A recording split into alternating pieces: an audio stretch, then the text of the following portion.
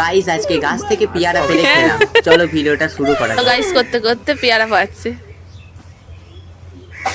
তো গাইস আমরা এখন এসেছি পড়তে, আর আহা, স্যারদের অনেক বাড়ির কটা সামনে পাকা দেখলাম যে পেয়ারা একটা পড়েছে বেশ guys। পেয়ারা গাছ আছে, বেশ পেয়ারাও হয়েছে অনেক, বেশ বড় বড়, মানে গাছটা ছোট পাড়া কিন্তু পেয়ারা হয়েছে অনেক, বেশ অনেক কটা পেরে নিলাম পেয়ারা। সুদীপ্তাকে কেটে দিবি, হ্যাঁ? মানে আমরা যেখানে সবাই একসাথে থাকবো, মানে সেইটা মানে আমাদের এলাকা হয়ে যায়, এমন ব্যাপার সব। তো গাইস সব পেয়ারা পেরে নিয়েছে অনেক কটাই, সবাই মিলে খাবো বলে। সবেদা আর সবেদা। তো গাইস আমাদের এটা পেয়ারা দিবি, পাড়া হ্যাঁ? হয়ে গেছে। তারপরে গাইস কেটে সবাই মিলে এখন খাওয়া চলছে। আর পেয়ারার জন্য আর কি লাগে, ওই নুন লঙ্কা, তাতেই একদম জমে যাবে, কোনো কথা হবে না।